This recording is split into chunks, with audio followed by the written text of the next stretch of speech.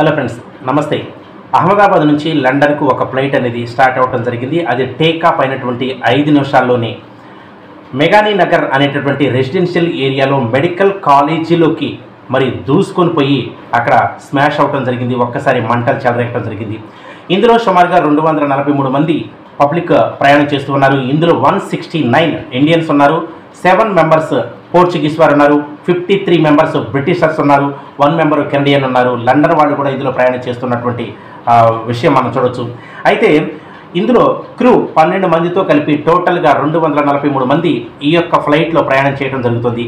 ఆ flight Air India flight 1:40 takeoff అయింది. Takeoff అయినటువంటి 5 నిమిషాల్లోనే సాంకేతిక లోపం అనేది తలెత్తడం, సిగ్నల్స్ అనేవి పూర్తిగా లేకపోవడంతో అది వెంటనే ఒక మెడికల్ కాలేజీ రెసిడెన్షియల్ ఏరియాలోకి వెళ్ళి వెంటనే కుప్పగూలిపోయి ఒక్కసారిగా మంటలు చెలరేగి అందులో ఉన్నటువంటి పబ్లిక్ మొత్తం కూడా కాలి బూడిదైనటువంటి సందర్భం అది.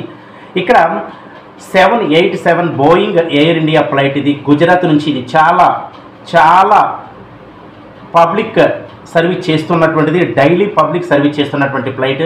టెక్నాలజీ పరంగా కూడా మళ్ళీ ఎంతో అధునాతనమైనటువంటి ఫ్లైట్ అని చెప్పొచ్చు. 2017 సంవత్సరంలోనే ఈ ఫ్లైట్ తయారైనటువంటి సందర్భం ఇది. ఓల్డ్ ఫ్లైట్ కూడా కానే కాదు, సాంకేతిక పరంగా టెక్నాలజీ పరంగా కూడా స్టాండర్డ్ గుడ్ ఫ్లైట్ అని చెప్పొచ్చు. అలాంటి ఫ్లైట్ మరి ఈ విధంగా మరి అవ్వడం అనేది మరి చాలా దిగ్భ్రాంతికే గురి చేస్తుంది. గుజరాత్ నుండి యునైటెడ్ కింగ్డమ్ వెళుతున్నటువంటి ఫ్లైట్ సుమారు 6,900 కిలోమీటర్ల పైగానే ప్రయాణం చేయాల్సి ఉన్నటువంటి ఫ్లైట్ ఇది. 243 మంది పబ్లిక్తో ఇది ప్రయాణం చేస్తున్నటువంటి సందర్భం. టేకాఫ్ అయినటువంటి 5 నిమిషాల్లోనే హఠాత్తుగా సిగ్నల్స్ అనేవి పూర్తిగా ఆగిపోయి మరి వెంటనే కూలిపోవటం జరిగింది. కూలిపోయిన తర్వాత మంటలు చెలరేగడం జరిగింది. దీన్ని పట్టి అందులో ఉన్నటువంటి వాళ్ళు ఒక్కడ కూడా బ్రతికేటటువంటి అవకాశాలు లేవని చెప్పేసి కొన్ని వార్తా సంస్థలు కూడా మరి చెప్పడం జరుగుతుంది. ఈ ఫ్లైట్ కెప్టెన్ కూడా సుమిత్ సబర్వాల్ 8,000 గంటల పైగానే ప్రయాణం చేసినటువంటి వ్యక్తినా, మరి ఎంతో తెలివి కలిగినటువంటి వ్యక్తి.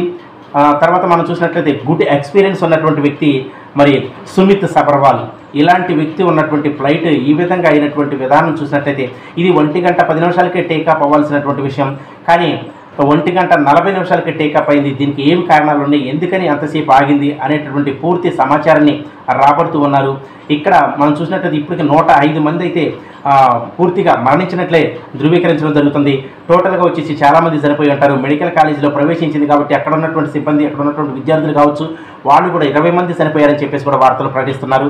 కాబట్టి ఏది ఏమైనా కానీ విషాదాంతమైనటువంటి వార్తలు. ఇది టెక్నాలజీ ఎంత డెవలప్ అయినా కానీ ఎప్పుడో ఫ్లైట్లు కోవటం అంటే అది వేరు. ఇప్పుడు 2025లో ఉన్నాము. టెక్నాలజీ పరంగా కావచ్చు, ప్రతి ఒక్క విషయం ఎక్కడ టేకాఫ్ అవుతుంది, ఎక్కడికి వెళ్తుంది, ఎక్కడ ల్యాండ్ అవుతుంది అనేటువంటి ప్రతి విషయం కూడా తెలుసుకునేటటువంటి అవకాశం ఉన్నప్పుడే ఇలాంటి ప్రమాదం జరగడం అనేది అందరినీ కలిసి వేస్తుందని చెప్పొచ్చు. ఇంకా పూర్తి సమాచారం తెలియాల్సింది. ఈ న్యూస్ మీకు నచ్చినట్లయితే, ఎందుకంటే మనం అందరం ఇప్పుడు తెలపాల్సిన విషయం ఏంటంటే మరి ఆ మృతులకి ప్రగాఢ సంతాపం తప్ప మనం చేయాల్సింది ఏమీ లేదు. టెక్నాలజీ పరంగా ప్రతిదీ చూసుకొని ప్రమాదాలు జరగకుండా చూసుకోవాలని చెప్పేసి మనస్ఫూర్తిగా కోరుతూ జై హింద్.